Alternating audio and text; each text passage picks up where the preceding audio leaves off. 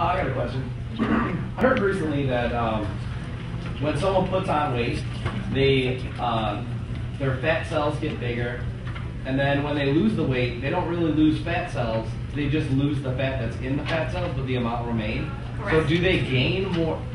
Can you? I guess my question is, did they gain fat cells when they gain weight, or did the fat cells just expand? No, they just expand. And so you have them there, and they're waiting to be filled again. Okay? And what happens with behavior change with people for lifestyle, because I hate the word diet or whatever, because those don't really work. But for lifestyle and changes, you have to keep those fat cells depleted so that they're not all full, because they store. And they store the fat, but fat also is sugar. And it's more of the processed sugar. So yeah, you always have them, but what happens is with nutrition and with physical activity, you can still keep them balanced. And isn't it a little tricky when you check the nutrition content that you'll see 0 fat, but yet it might be loaded with sugar. And a lot of so-called diet foods, low calorie so-called diet foods have been marketed that way. And unfortunately, it doesn't really reflect what happens biologically. In fact, it probably is better if people are watching nutrition not to have fat-free products, but to have reduced calorie products, because they substitute the fat, because fat gives you flavor, and they substitute it with chemicals that is not always metabolized and digested appropriately with your liver and kidneys and things like that. So what happens is you replace the fat that's regular with chemicals, and that has a residual effect also.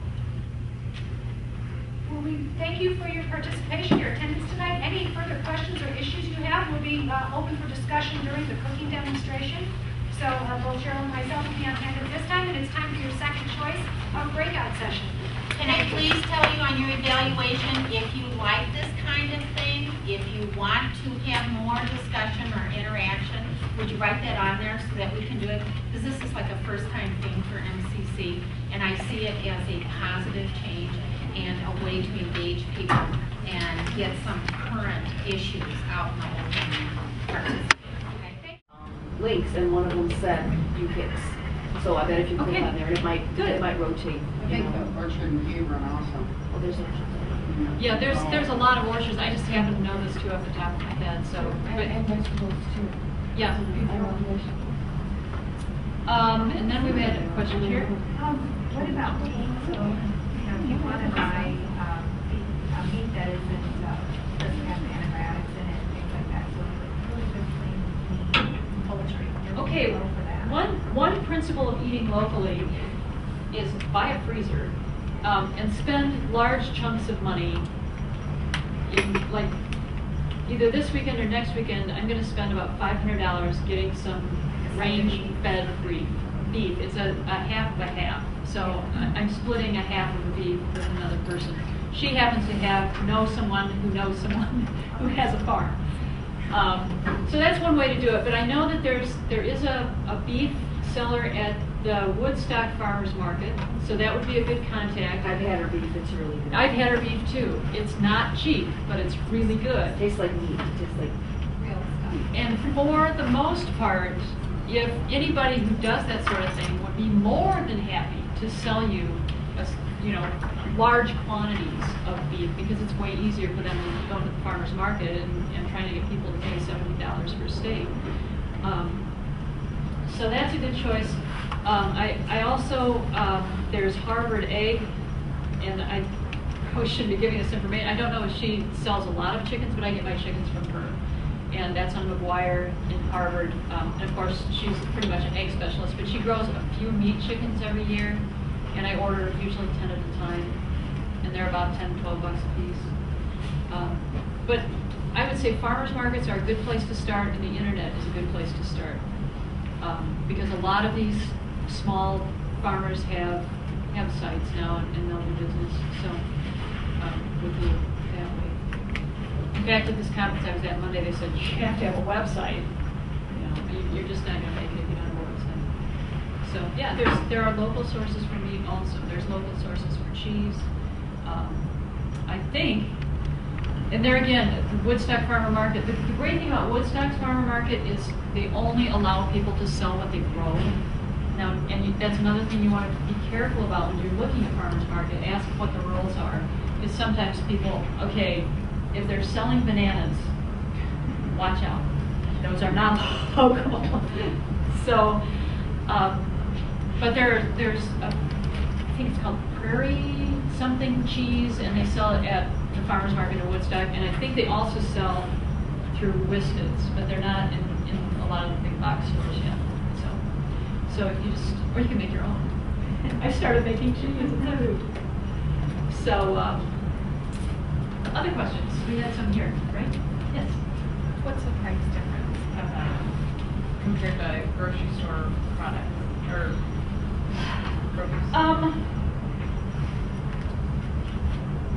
Well, that's a hard one for me to judge. I mean, meat-wise, it's going to be a lot more. Well, no, it's not a lot more. This beef, the beef that I'm getting is 3 something a pound, which is not bad, but I'm buying $500 worth, and it's probably going to be a fair amount of hamburger in that.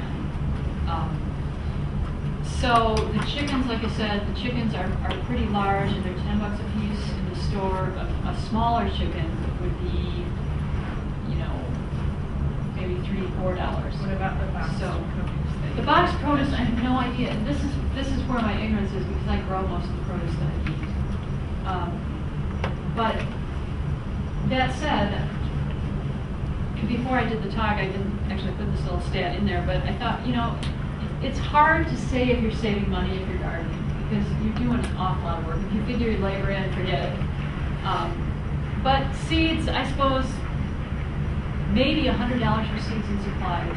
And I figured it out. Between the last week of October and the first week of January, I kept all of my grocery seeds, and this doesn't include beer, but I spent on average $37 a week in the store.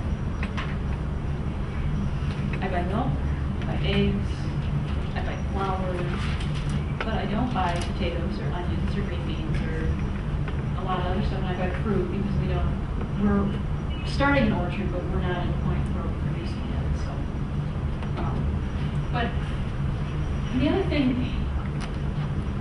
when you think about food, and I can tell you a little story.